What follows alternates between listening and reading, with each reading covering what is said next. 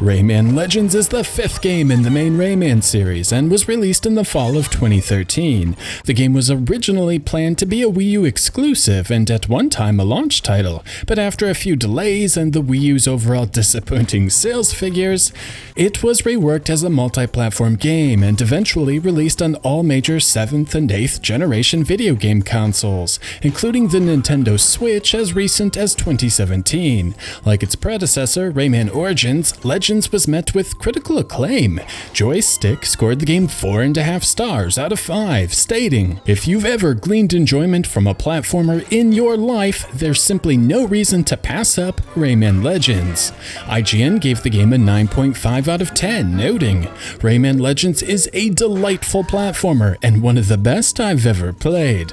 Finally, Giant Bomb gave the game a perfect 5-star review, proclaiming, "This is one of those games that's so terrifically crafted, so effervescently energetic, so beautifully colorfully drawn, that it's genuinely difficult to come up with legitimate caveats to possibly dissuade anyone from it." So, 5 years later, is Rayman Legends still the cream of the platforming crop? Let's dive in. Rayman Legends opens with the Bubble Dreamer telling the player it has been 100 years since the events of Rayman Origins. While the legendary heroes of the Glade have slept, new nightmares were created, and a familiar foe, along with 4 friends, have taken over. The Bubble Dreamer instructs Murphy to wake up Rayman and company to take care of business, and the adventure kicks off. As one can see, Rayman Legends picks up right where Origins left off, with 2D gameplay and a distinct art style. Being somewhat of a direct sequel, the player has access to Rayman's full arsenal of moves right from the beginning. Rayman can run, jump, float with his helicopter hair, swim, run up walls, and become really small. He can also pull plants from the ground, has a cartwheel attack, and can punch in the opposite direction really fast. Though slightly tweaked and expanded, Rayman's moveset is more or less identical, which is a good thing. If it ain't broke, don't fix it. What has changed is the map screen. Rather than a traditional map screen, Rayman is presented with a series of paintings, each representing a world. Inside each world is another series of paintings, representing the levels. I guess Ubisoft wanted to give a shout out to the House of Mario, back when this was a Nintendo exclusive. Anyway, paintings aside, each level is unlocked sequentially, sort of, with most having an Electoon threshold before being unlocked. Yeah, those Electoons are back, and there are more now than ever before. The main stages in Legends have 10 teensies to free, either from a cage, being abused by a nightmare, or tied to a post. 8 of them can be found within the main level area, with the king and queen teensy being hidden in a secret room.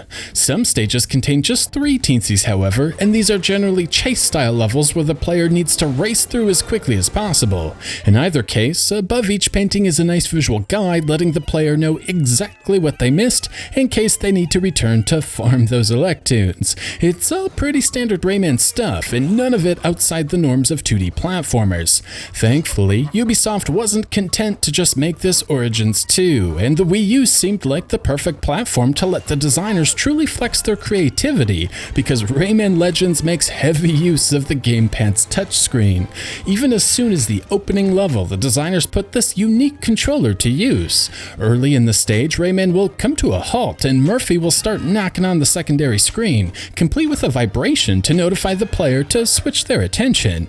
After tapping the screen, the gameplay completely changes. In single player at least, Glowbox is on autopilot and the player needs to use the touchscreen to remove obstacles impeding Glowbox's path. This includes enemies with giant eyeballs, doing a nice job communicating which enemies need player interaction, moving platforms up and down so Glowbox can proceed, and even sections where the player needs to rotate the gamepad to manipulate the environment. And in this regard, Rayman Legends seems to acknowledge and address one of the main complaints volleyed at Rayman Origins. It was too repetitive. I'm not talking from an objective standpoint either. Titles like Tetris are explicitly repetitive by nature, and that is one of the finest games games ever created, but there may be some truth to this complaint. Rayman Origins is primarily a run and jumper, with some shooting and swimming elements thrown in now and again. If one doesn't like running and jumping, Rayman Origins might quickly become repetitive. While researching for the Origins script and trying to figure out why it sold so poorly, I came across dozens of forum posts where folks played the Origins demo, became bored, and never purchased the game. And there is little doubt the Legends team seemed acutely aware of this. For starters, the game doesn't repeat its set pieces halfway through the adventure. Additionally, the main campaign is shorter, taking me just over 5 hours from opening cutscene to end credits. Of course, my first playthrough took significantly longer. Another change made in Legends is a reliance on Electoons, or rescuing teensies, however you want to look at it. On my first playthrough, I constantly found myself short of the Electoon requirement and would have to revisit previous stages, revisit Origins levels, or visit new invaded levels. And this is where Legends gets a little unwieldy.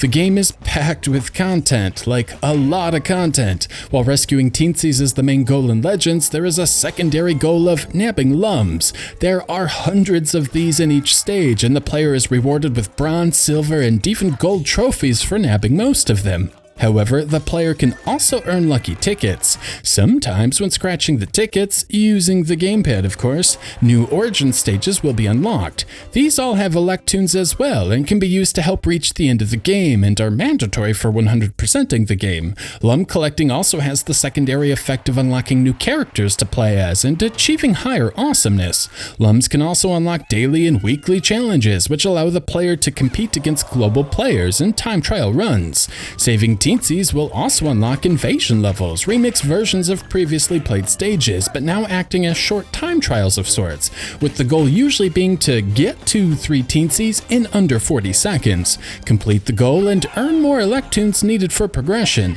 Finally, each world also has stages with warrior princesses to unlock, which again have hidden cages and the warrior princesses being unlocked as playable characters. Needless to say, Rayman Legends is packed to the gills with content, but more importantly, gives the player different ways to beat the game.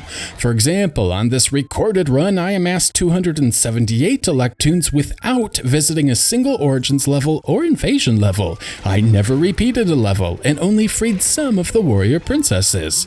Instead, I focused my efforts on finding more teensies in fewer levels. Your mileage may vary of course, and first-time playthroughs might require some backtracking.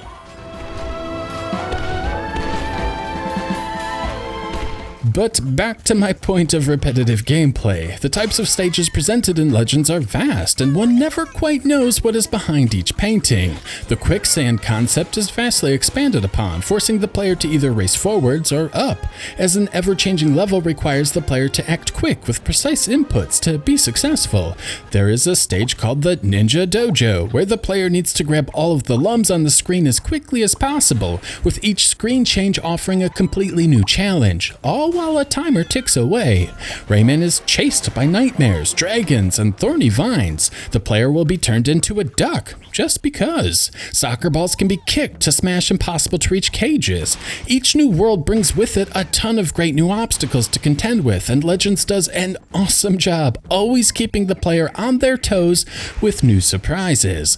I also think the set pieces do a great job keeping things feeling fresh. Teensies in Trouble is where the journey begins, and there is an unmistakable medieval feel, complete with a castle, dungeons, and dragons. Toad's Story has that whimsical fairy tale feel found in past games, complete with a level called Ray and the Beanstalk. It's worth noting each stage name is a clever play on some pop culture reference. Fiesta de los Muertos brings back the ever-popular food themes, with both fruit-based levels as well as plenty of cake, complete with piping hot frosting and all new devilish enemies. 20,000 Lums Under the Sea is the water world for this adventure and contains one of my favorite gimmicks found in the game. Perhaps I'm a sucker for basic patterns, or maybe I like stealth gameplay more than I realize, but maneuvering through the shadows, avoiding all of the light patterns was a lot of fun, and at this point I think I can confidently say Rayman Legends has the best 2D water levels I've ever played in a platformer. Mansion of the Deep also has a nifty level where the player has to press 3 buttons throughout the level, which shuts off lasers that completely changes the stage both physically and aesthetically as the player backtracks to the center area. Last but not least, Olympus Maximus is the last leg of the main journey. In a Rayman First, this actually reminds me of a Sonic theme, Sky Sanctuary. Well, the first stage anyway. The second level reminds me of Aladdin. There's also this interesting labyrinth where each screen is shown, one at a time, like a classic Zelda dungeon. The player will also get chased by nightmares, but these can be manipulated so it isn't the standard auto-scrolling chase sequence. Needless to say, between the incredible amount of variety and obstacles and hazards, large array of unique level styles, and incredible variation in the set pieces, I'd say Ubisoft did an admirable job injecting a lot more visual and gameplay variety for players to contend with. And then, of course, there is all of the touchscreen gameplay. These elements are frequent in the game. As noted, these start off simple. Just use the touchscreen to slap enemies and move platforms for the computer-controlled glow box. Of course, this is rather simple, not really escalated beyond a basic mobile game. However, in the next stage, there will be a flame-chasing glow box, and the player will need to take the skills learned previously and react immediately, rather than at their leisure. Further still, the player will need to actively move blocks away from Glowbox as they are covered in spikes. This expands with pretty much each new world. So in Toad's story, the player will manipulate platforms containing a wind current, incorporating the wind element from the traditional levels, and rotation elements become more complex with multiple moving pieces. In Feast of the Dead, the gameplay changes from moving platforms and cutting ropes to actually removing pieces of the level, allowing Glowbox to move on. Like before, this evolves into a more challenging gimmick. While Glowbox falls down the level, adding an auto-scrolling element, the player will need to carve a path through the spike-covered cake, but be careful not to remove the cake underneath large spikes as they will wreak havoc on the board state later on. Here, the player will need to draw with what I assume is guacamole, forming platforms. Skillful drawing will allow the automated Glowbox to snatch lums and cages, punishing sloppy play with fewer collectibles. This drawing aspect is also used to block fireball projectiles, forcing the player to react both offensively and defensively, adding an element of strategy to the gameplay. 20,000 Lums Under the Sea has the player moving around a light source, creating pathways for Glowbox. Like Rayman, if Glowbox stays in the green light, it will turn red and attack the hero. This is accomplished either directly by moving around the light to cast shadows or by rotating the gamepad, which causes platforms to move, again casting shadows for the computer-controlled Glowbox. In Olympus Maximus, the most obvious touch mechanics are implemented, where Glowbox will jump on a shield, and the player needs to maneuver the shield around lava and flames. The touchscreen gameplay not only does a great job using the features available with the unique Wii U gamepad, but does a terrific job adding even more variety to the gameplay, again ensuring players won't be forced to perform the same task over and over, allowing Legends to appeal to fans outside of the 2D platforming genre. Finally, the little lum jingle that played hundreds of times in Rayman Origins is absent in Legends until the end of the game. While this repeating jingle never bothered me while playing Rayman Origins, I did find it a nuisance when editing the video, so I'm sure others will be pleased the development team scaled repetitious jingles back quite a bit. Moving on, let's get back to the structure of the game. The opening cinematic shows the 5 dark teensies that need to be dealt with. However, each have summoned a monster, needing to be defeated first. Each boss works in a similar fashion, with 3 different phases, each requiring 3 attacks to complete. Teensies in Trouble features a massive dragon, matching the castle aesthetics. The player is given a small set of platforms to maneuver on, while tasked with avoiding flaming projectiles. Once the dragon stops, he is vulnerable, meaning the player will need to quickly get on the proper platform and start throwing punches. Toad's story has a massive toad. This one takes place in an air current, challenging the player with avoiding homing missiles while waiting for the toad to drop his magic shield. Wrestling with a giant has Rayman battling a massive lucha libre wrestler. The match is divided into 3 rounds, where the player needs to avoid a series of attacks, which will reveal a spring bouncing Rayman to the wrestler's head. Simply punch down to register a hit. Complete all 3 rounds and the giant goes down.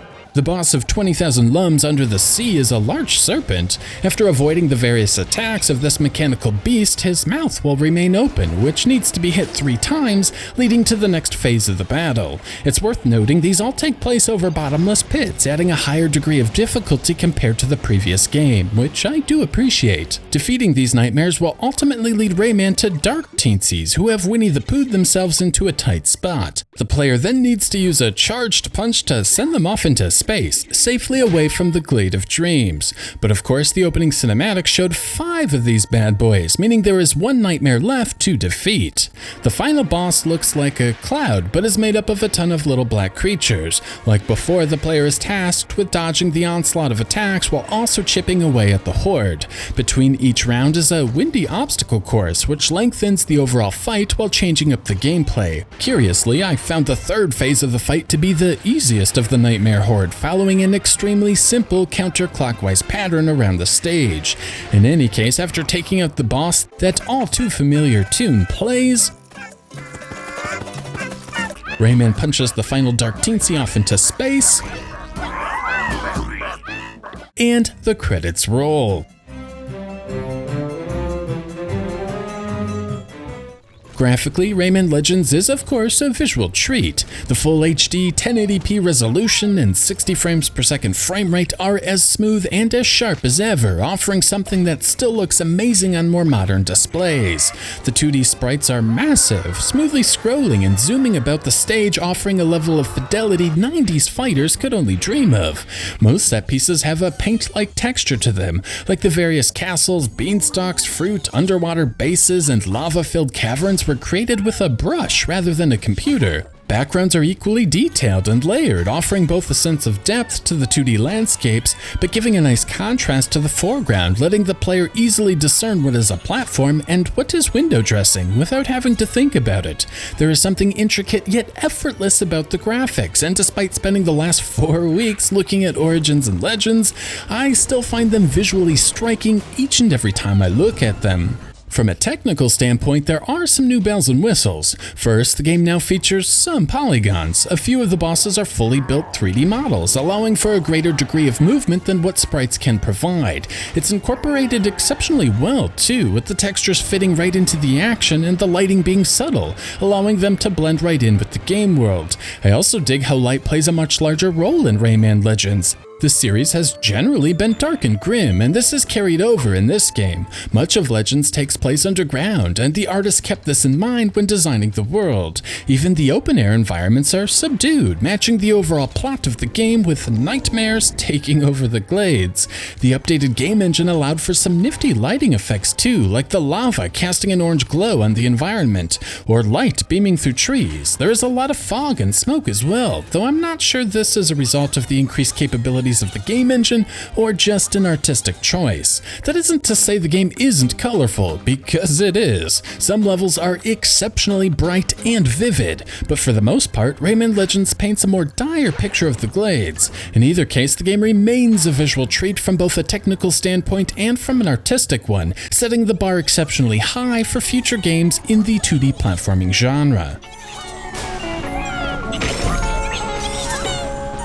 The soundtrack is also excellent. From what I can discern from the credits, a real orchestra was utilized for some of the music. This fits well with the storybook aesthetic from the first few worlds and gives the game a Disney-like quality. Early worlds feel like they were ripped straight out of a Pirates of the Caribbean flick. Still, it's not all orchestrated. 20,000 Lums Under the Sea feels like a mix of synth and new age, making the dark underwater areas feel isolated, yet calm. There are elements from jazz. Some levels feel like a spy movie, and others a horror movie. I will say, however, there isn't much I would call catchy. Few melodies ever truly got stuck in my head, and as I write this, I'm struggling to recall any specific moments I could immediately hum. Earworms? These are not. Still, that isn't to say the compositions aren't wonderful, because they are. The overall soundscape is as rich as the visuals, and the music pieces do an amazing job helping each level feel unique, setting the mood for the gauntlet ahead.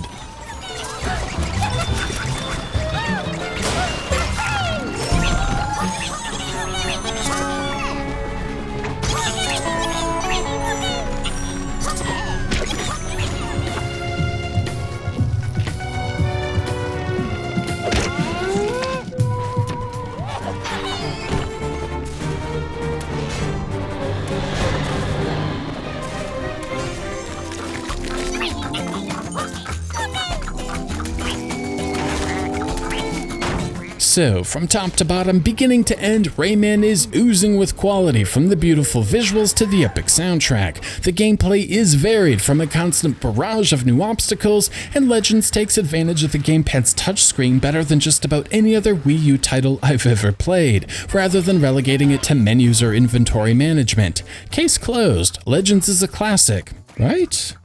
Well, maybe. As I played through Rayman Legends, two things immediately stuck out to me. First, the game is considerably easier than its predecessor. Second, the game is filled with a lot of stuff.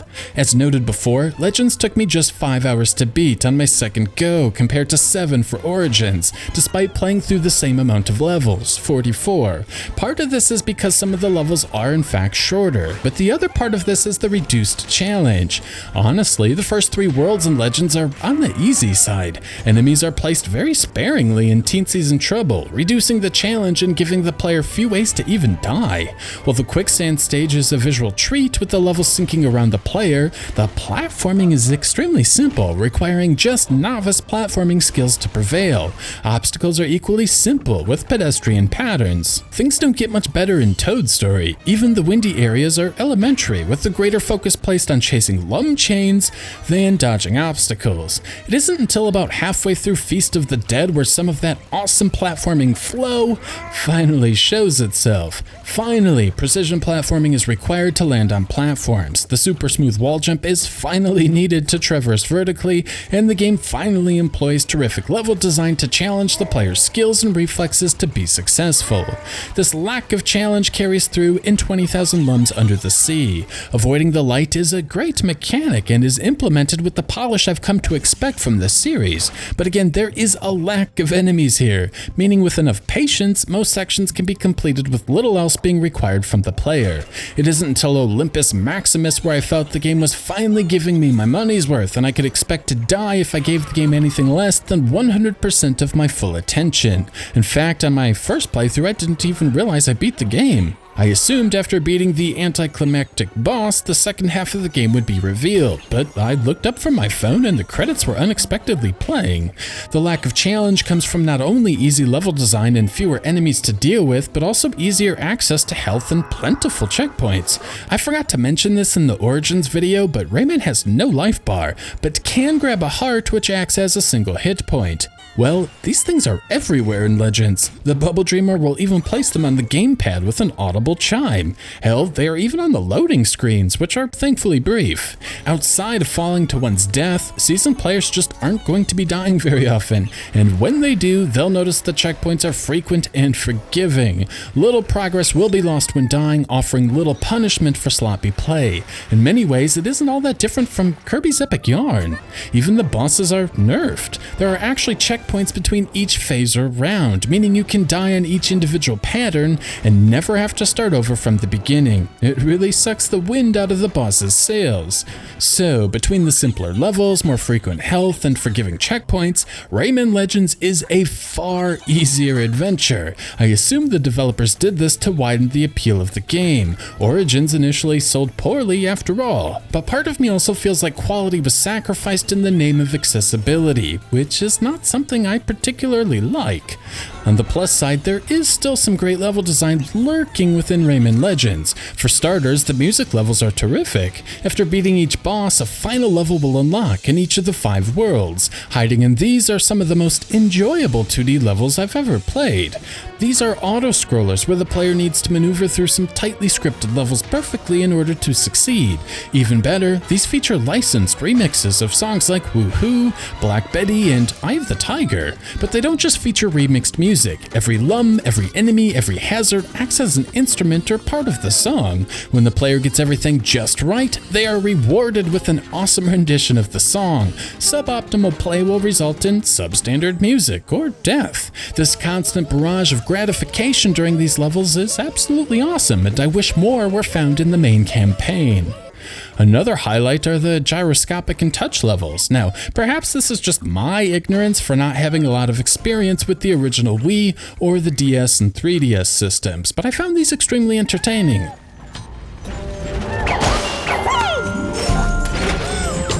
They sort of remind me of the boss of Springyard Zone in Sonic the Hedgehog 1. As a kid, this boss would infuriate me. However, as I got older and realized I could control when Eggman would come down to attack, it became a breeze. While a simple example, I enjoyed the strategy of manipulating the boss so Sonic wouldn't get stuck on an island. It was satisfying. And this is what the Glowbox touchscreen gameplay reminds me of. Sure, the actual act of moving around obstacles, drawing through cake, removing obstacles, tickling enemies, and cutting rope is entertaining and requires some thoughtful play, but it's the manipulation of the computer-controlled character I found most engaging. When the player figures out how to get Glowbox to a secret area, rather than following along the normal path, the player will feel clever, like they just did something cool. And this brings me to Legends' reward system. The 2D Rayman games have a reputation as being challenging games, fair or otherwise, and upon beating said challenging level, the reward the player receives is the sense of accomplishment for completing something so difficult. Yeah! However, as the difficulty was dialed down in Legends, that yeah feeling of satisfaction rarely ever arrives. Instead, the player gets stuff. Competently beating a level will reward the player a lucky ticket. Sending a Dark Teensy to the moon will result in 5 lucky tickets. And while scratching off a ticket is cute the first time or two, it becomes a little obnoxious by ticket 30. And the rewards aren't that great. A room full of creatures to look at, some levels I had already played, and new character skins. Thanks. Even worse, you have to acknowledge everything on the gamepad, which then forces the main screen to load and then show the player all of this stuff. It feels like a real time waster if I'm honest, and didn't give me that yeah feeling I so often felt in previous installments. And in this regard, Rayman loses a little bit of his magic. Much of what makes Rayman Legends so great isn't tightly crafted levels with perfectly placed enemies and hazards, but rather spectacle. The epic soundtrack is truly a treat for the ears. The exotic locales are absolutely mesmerizing. The game features 5-player cooperative on the Wii U. There are daily challenges to complete, adding replayability. There is a whole multiplayer soccer minigame. The licensed music is amazing. There are dozens of reasons why Rayman Legends is such a beloved game, and in many ways it really is great. But it's rare mastery of the controls are needed to beat the game. There are moments for sure, like having to attack downwards at springs to gain extra height or face certain death. But overall, the level design has been softened. The hard edges of past adventures have been filed off. Rayman Legends feels safer, more approachable, and in that transformation, some of its greatness has been lost. Now, I know I'm being somewhat negative and perhaps even subjective when trying to determine what is a good reward for accomplishing a task, so let me offer praise where praise is due. The controls remain excellent, perhaps some of the best 2D platforming controls ever programmed. Rayman responds immediately to all inputs, be it changing directions, attacking, and even engaging helicopter hair. Again, I must applaud the developers for creating a 2D platformer that plays every bit as smooth with an analog stick as it does with a classic D-pad. It is truly amazing stuff, and holding down the run button to see how fast one can maneuver through the stages is still an enjoyable experience, greatly expanded with the addition of online leaderboards. Rayman Legends also offers a ton of variety, and the quality never dips. Be it the simple rotation elements, touchscreen gameplay, or swimming, all of the gameplay found in every level is executed flawlessly. The player truly never knows what is going to be waiting for them around each and every corner, making first-time playthroughs truly exciting. It's quite the accomplishment, and it's clear the development team was packed with a ton of creative folks, as the creativity is dripping from all of Rayman's pores. I just wish the developers put some of that creativity into the actual level design to create some more challenging moments. So yeah, my complaints aside, Rayman Legends is still a great game and easily in the upper echelon of 2D platformers. There remains something special about what Ubisoft was able to accomplish with their final 2 Rayman games. It has the charm of an independent game, but the polish of a AAA one, creating an experience one won't likely find outside of Nintendo's offerings. But for me, when I peel back the spectacle, I'm left with a beautifully controlling game with merely competent level design. Great for sure, but not quite legendary.